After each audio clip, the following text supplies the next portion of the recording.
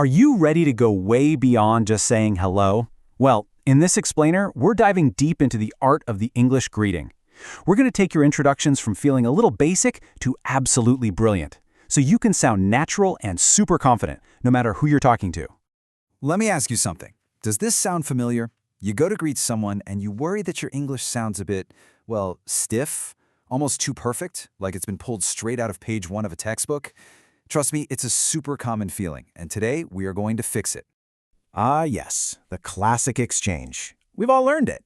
And look, it's grammatically perfect, there's nothing wrong with it. But in the real world, it can sound kind of robotic. I mean, native speakers almost never talk like this unless they're being incredibly formal. So, you want to know the secret?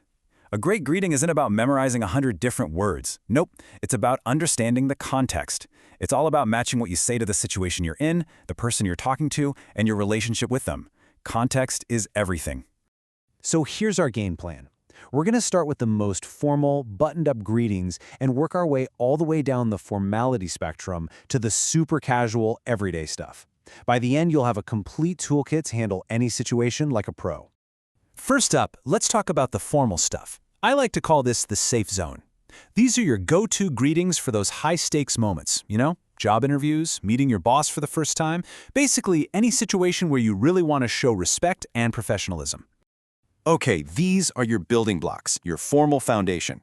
Using the time of day, like good morning or good afternoon, is always a solid, reliable choice. And here's a pro tip. For a first-time professional meeting, adding, "It's a pleasure to meet you," or "It's very nice to meet you," just instantly elevates the whole conversation and shows a ton of respect. So let's see how this actually works. Picture this. You're walking into a job interview. You can combine these phrases perfectly.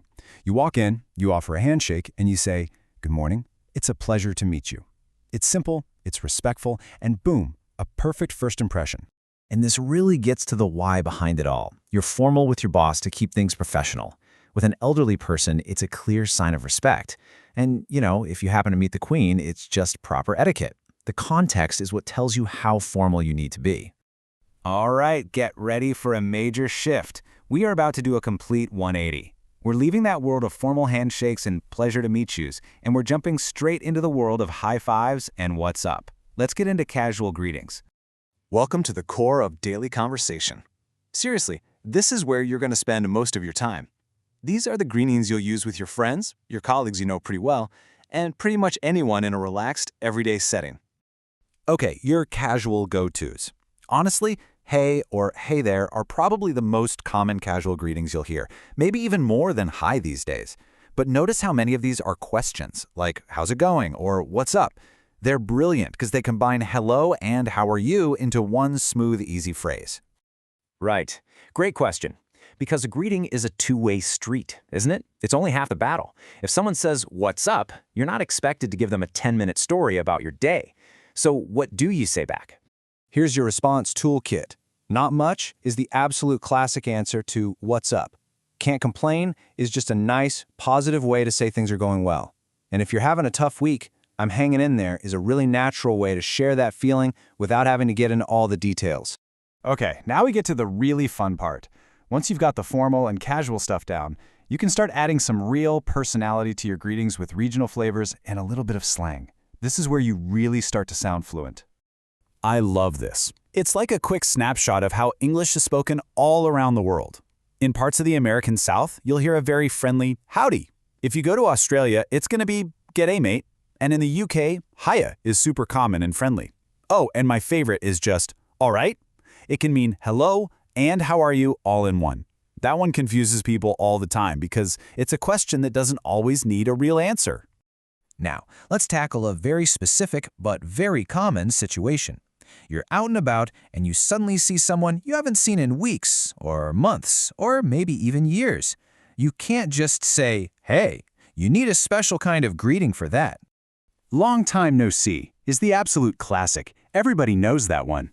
If it's a more professional contact, maybe an old colleague, "How have you been?" is a perfectly safe and polite choice. But with a good friend, you can have some fun with it. Saying "hello, stranger" is a really playful way to point out that it's been way too long. So, as we start to wrap this up, let's bring it all together.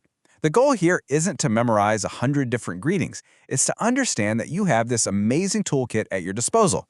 The real skill is just choosing the right tool for the right job. Think of this as your final cheat sheet. Just look at the difference here.